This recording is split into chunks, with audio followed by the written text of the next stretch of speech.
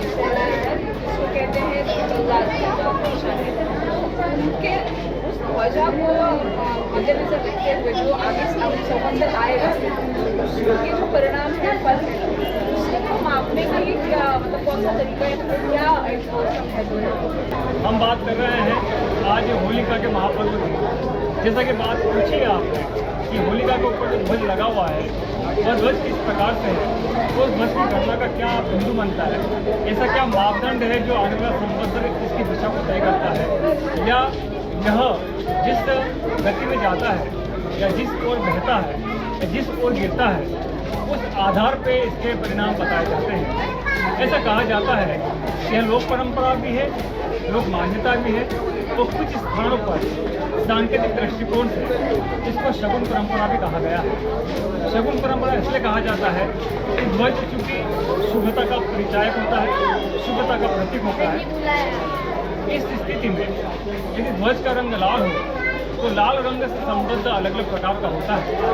लाल रंग चूंकि तामस का भी संबद्ध कारक का ग्रह कलर माना गया है, लाल रंग रजोगुणी भी है, और लाल रंग चूंकि भारतीय सनातन धर्म परंपरा में कुमकुम का भी है तो सौभाग्य को देने वाला यह लाल रंग अलग अलग प्रकार की मान्यता को देता है। शास्त्र ऐसा कहते हैं कि वर्तमान में जो ध्वज भी स्थापित हुआ है यह उत्तर दिशा में 42 डिग्री को इंगित करता है। जब हम होलिका का दहन संस्कार ब्रह्म मुहूर्त में करते हैं तो ब्रह्म मुहूर्त में हवा की दिशा और दशा दोनों अलग अलग प्रकार की होती है। यह भी मान्यता है कि जब उसकी आड़ नीचे से आरंभ होती है तो एक प्रकार का वायु फ्लो बनता है जिसके द्वारा वह ध्वज पहले गोल गोल घूमता है।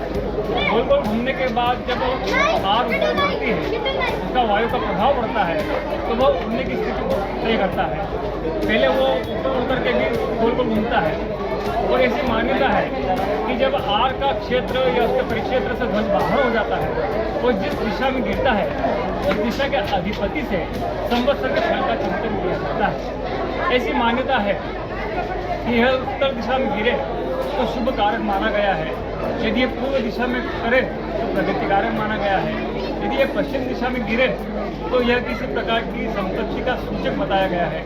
इसका दक्षिण दिशा में गिरना, इसका नैऋत्य कोण में गिरना शुभ नहीं बताया जाता है। विक्रमादित्य के शासनकाल से इस परंपरा में सनातन धर्म के लिए विशेष प्रकाश पर्व की स्थापना की गई है। ऐसी भी मान्यता है कि होलिका के परंपरा को रंगों के साथ जोड़ा जाए। यह रंगों की परंपरा 3000 वर्ष पुरानी है।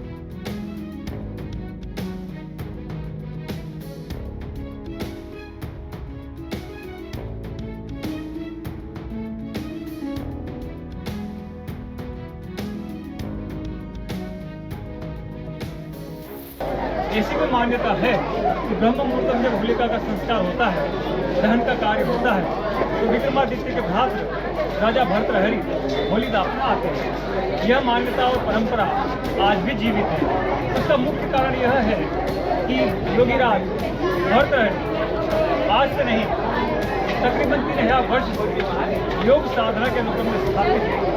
ऐसा कहा जाता है कि योग साधना के माध्यम से वे होलिका का दर्शन मध्य रात्रि में करने आते हैं और ब्रह्म मुहूर्त में पहले अंश में वो यहाँ पे ताप करके जाते हैं। चूँकि उज्जैन तंत्र की भूमि है और तंत्र के मामले में यहाँ पर उज्जैन 0 रेखांश पर अवस्थित इस होलिका का पूजन विशेष मायने रखता है। इसके साथ में अलग अलग प्रकार की मान्यता भी जुड़ी है।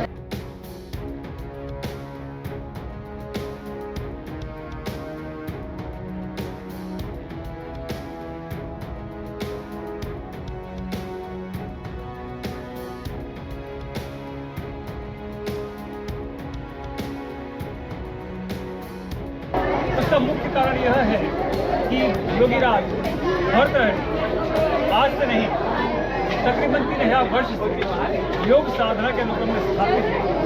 ऐसा कहा जाता है कि योग साधना के माध्यम से वे होलिका का दर्शन मध्य रात्रि में करने आते हैं और ब्रह्म मुहूर्त में पहले अंश में वो यहाँ पे ताप करके जाते हैं।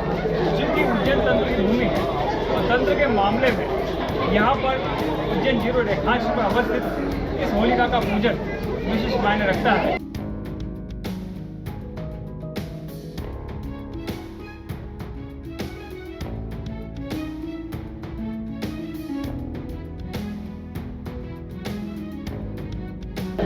यहाँ पे 5100 कंटों की होली बनती है। क्योंकि पहले ही बताया कि जो 7 रेडियस होते हैं, 7 सर्कल होते हैं इसमें। 7 सर्कल क्या होते हैं, 7 सर्कल को ही क्यों रखा जाता है? आपका एक प्रश्न ये भी है कि 7 सर्कल क्यों होते हैं इसके अंदर, तो ये लेयर को राउंड शेप में ही क्यों किया जाता है? भारतीय ज्योतिष शास्त्र में 7 श्लाका बताई गई है, 7 श्लाका का निर्माण बताया गया है। 7 श्लाका में जो नकारात्मक ऊर्जा होती है, 7 प्रकार की नकारात्मक ऊर्जा का यहाँ पे निराकरण होता है। ऐसी मान्यता है कि इस प्रकार के रेडियस सर्कल की पूजन करने से, विशेष गाय के गोबर से बने हुए कंडे की पूजन करने से एक ऊर्जा उत्पन्न होती है। घर की महिलाएं इस भाव को लेकर के यहाँ पर पूजन करने आती है कि जो हमारे परिवार में दुख है, दरिद्रता है, समस्याएं हैं, या अज्ञात भय है, या वायु के दोष है, उन दोषों का निराकरण हो सके। जो बच्चे डर जाते हैं, उन बच्चों का डर दूर करने के लिए अलग अलग प्रकार की मान्यता लोक परंपरा में व्याप्त है।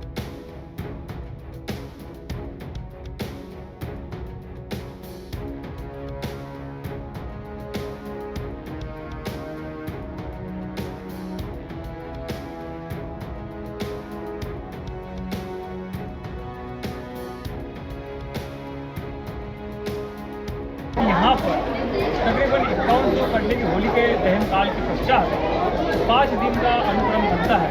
इन 5 दिन में अलग अलग प्रकार की पेड़ की परंपरा भी है। क्योंकि यहाँ पर कंडों की होली विशुद्ध है, यहाँ पर काष्ठ का उपयोग नहीं किया जाता है। और ऐसी मान्यता है कि जब पंचमी की पूजन का जब क्रम हो जाता है, जब होलिका को ठंडी की जाती है, तो ठंडी करने के बाद जब राख पर पानी गिरता है, तो पानी गिरने के बाद एक आकार तैयार होता है। वह आकार अस्थियों के रूप में होलिका का प्राप्त होता है। बड़े बड़े प्रकार के उसमें ढेले बनते हैं, जो होलिका के अस्थि के मूल का सूचक माने जाते हैं। ऐसी भी मान्यता है कि इस सूचक के जो अंशभूत होते हैं, उनको घर में ले जा करके हम जब रखते हैं, उनको वायव्य कोण में रखा जाता है, उत्तर दिशा में रखा जाता है।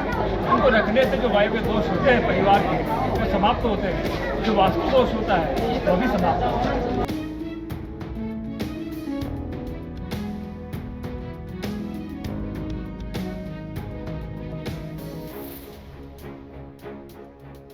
होलिका ठंडी करने के बाद यहाँ से जो अवशेष आएंगे, जिसको मस्तिष्क पुष्प मान रहे हैं, वो आप लेकर के जाते हैं, उनका पूजन करते हैं, लाल वस्तु उसको रखते हैं और प्रार्थना करते हैं। तो जो प्रार्थना आप करेंगे, वो प्रार्थना आपकी ऊर्जा आपके वातावरण में आपके परिवार के साथ में घूमेगी, जिसके माध्यम से जो नकारात्मक ऊर्जा है उसका शमन होगा।